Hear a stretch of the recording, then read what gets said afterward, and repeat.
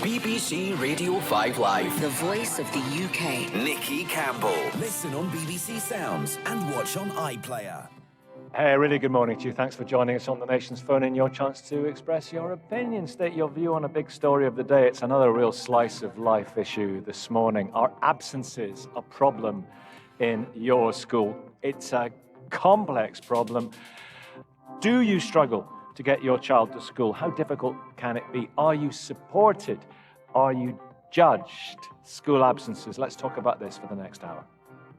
This is BBC Radio 5 Live. Call free 08085 909 693. Text 85058. Text will be charged at your standard message rate. Visit bbc.co.uk/5live terms for our terms of use.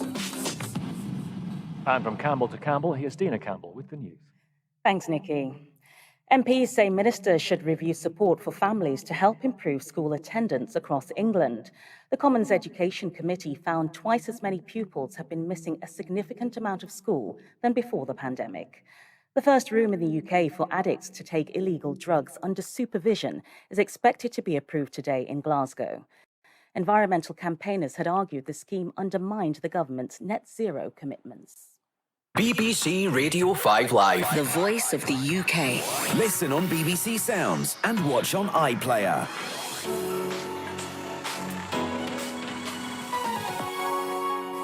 So there's a new report by the Commons Education Select Committee talking about this school absence, warning that mental health problems, or highlighting that mental health problems and cost of living pressures on families are amongst an array of complex reasons, a postcode lottery of fines.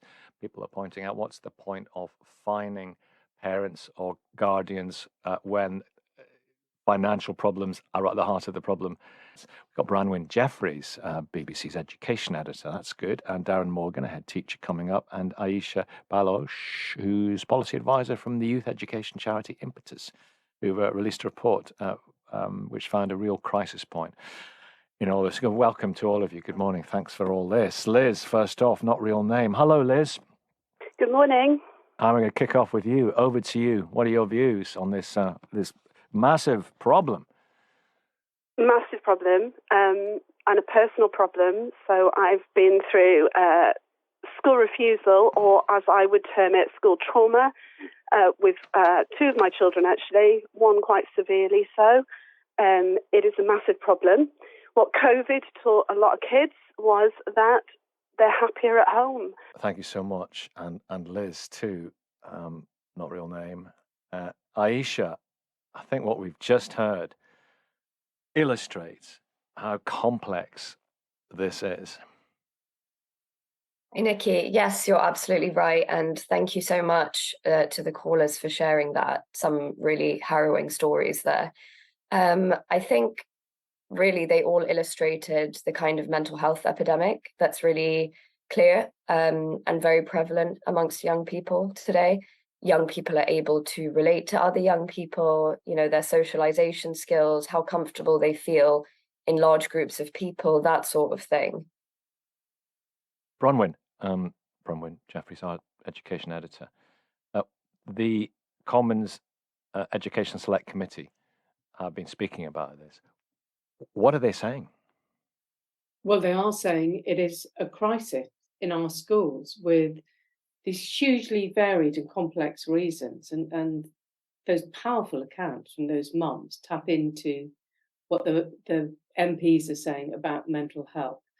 That what we've had is a massive increase in mental health issues amongst children and teenagers.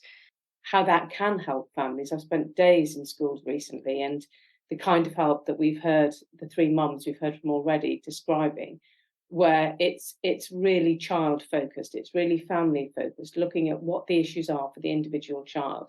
That seems to be the thing that makes the most difference. Right. I'm going to come to Darren in a second. We've got other calls, but what I would say, and I'll do the government statement and the LGA statement soon, but Branwen, in reading into this morning, I came across an article in the Irish Times, and it's a copy and paste of the articles in the UK papers. Scotland, same problems there. It's a And the devolved. United States. And the And the- United States have had So what's similar the problems. what's the common thread? Because so that means you can't entirely point the finger at our government, or can you? Can you point the finger at all governments? What's at the heart of it? Schools across the world closed. In fact, actually, the only exception possibly, famously, was Sweden, where primary schools stayed open throughout, and the secondary schools went to a rotation of distance learning and kids in school. So it will be interesting to see in the long term what Sweden's experience was. But across the rest of the world, everywhere, schools closed. Hundreds of millions of children out of school. And I think some of the things that people have mentioned already are the key to this. The social and emotional development of children. They might be allowed to take a 5-minute break and just talk to someone in the middle, for example. Re-immersion, yeah, interesting, but it's resources again, and it's recruitment and it's staffing. Re-immersion anxiety, that's a really telling phrase. Tracy's in Kingston. Morning, Tracy. And Leanne, I'll be right with you. Leanne in Suffolk. Tracy, welcome. What can you say about this? Well, I'm myself. I've got ADHD and autism. I've got 3 children from 10 to 18 who are all at some point of diagnosis. But in particular, my son is 13. He has not been in school. Well, he's been, I think, 3 days since February. What they have to do is, after 15 days of absences, they should be providing an alternative education provision of some sort.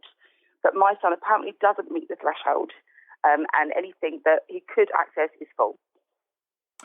So that's it. Is it? Okay, thank you. That's enough. That's enough. Well, There's more, but I'll stop there. I'm sure there is. Darren Morgan, head teacher at Kings Road Primary School in Manchester. I want to thank you so much for sitting there and listening. I did intend to come to you earlier on, but we have had an intense response and an extraordinary response. And as you can hear from the responses, it's complex. And also, as you can hear from the responses, people don't think that there is enough help. I think listening to the different stories, what's really powerful to me is their experiences, which can't be questioned really. And the experiences of all 4 examples of their experience of trying to get their children to school just sounds so very, very difficult. So I think it's the extortionate prices of holidays during term time, and I think that's something that needs to be tackled urgently. I guess if we look at the purpose of school, what I would argue is that it's really important that children. So the holiday industry has to take another hit. Absolutely, because the impact on children's education and mental health is quite significant. What about the impact time on small businesses? What the impact on the holiday industry, which has had a crippling time over the last 3-4 years? But then they set prices during the school holidays that's unreasonable for families to meet, which doesn't seem very fair to me. Because of demand. Okay, so I can't be a spokesperson for the whole industry. I can only talk from education's perspective. And from education's perspective, what children are missing is really significant. Thanks, Bronwyn. Thanks, Aisha. And thanks to Liz and Claire and Becky and Tracy and Leanne. More to come. School absences. Is it a crisis at your school? Get in touch. BBC Radio 5 Live. The voice of the UK. Listen on BBC Sounds and watch on iPlayer.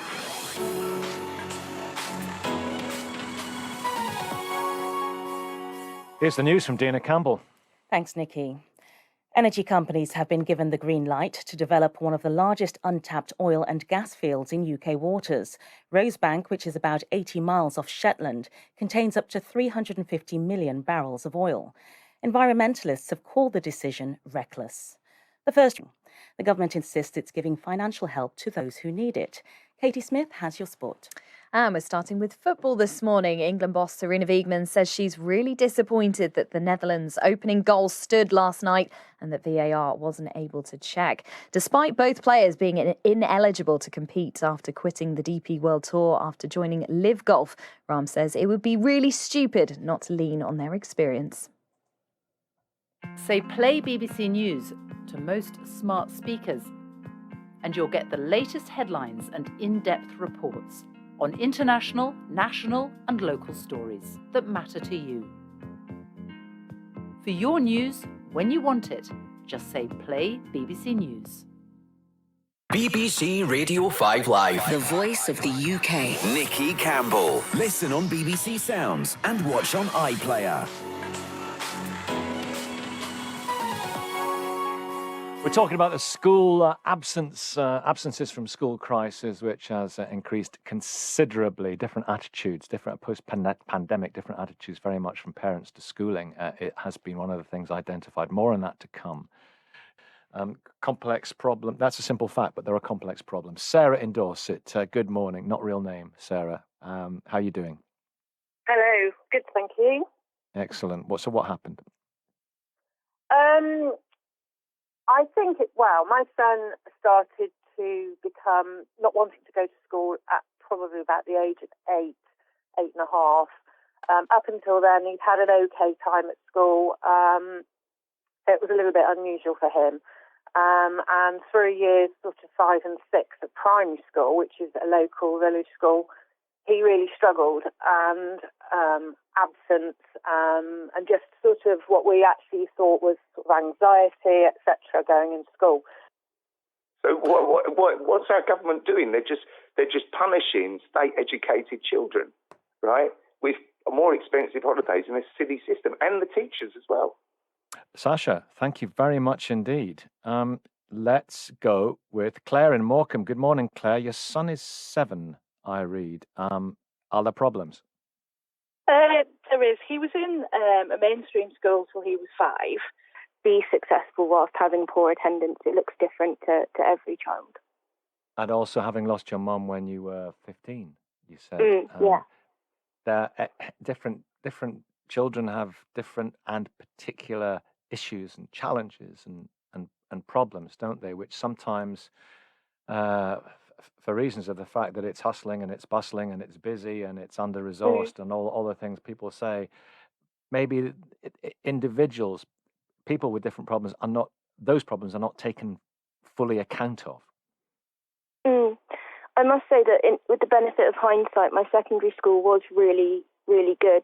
They tried their hardest to make it, to make it, I guess, accessible for me, and a lot of the teachers would give me the work to do at home. With my sixth form, with my college, because it was, I know some places the secondary school is also the sixth form, but for me it was 2 separate institutions.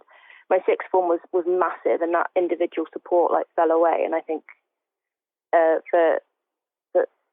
I had a worse time at sixth form than I did at secondary school. I felt quite lost, I think, amongst it all. But yeah, I think having support and scaffold is important. Yeah. Yeah. So what's the talk tomorrow? It's on a careers talk. What's going to be your message when you go back to your secondary school and you give your talk? Just sum it up. What you're going to say to them? I'm just going to say, go for it and do it, because there's no one who can say what you need to say, and there's no one who can do what you need to do like you can. Just don't let anything hold you back, and try your best, because that's all you can do, and it will be good enough. You're an inspiration, and it's been a privilege talking to you, Ali. Thank you very much indeed. Thank you. I love your show. It's always very empathetic and interesting. I'm going to play that last little bit to myself when I go home. Thank you very much. Thank you. Fantastic. Wow. Yeah. Oh, it's just wonderful calls this morning. We learned a lot. Every day's a school day, except more and more it isn't. Let's talk about in the next hour. BBC News, BBC Two lead us now. Thank you for watching.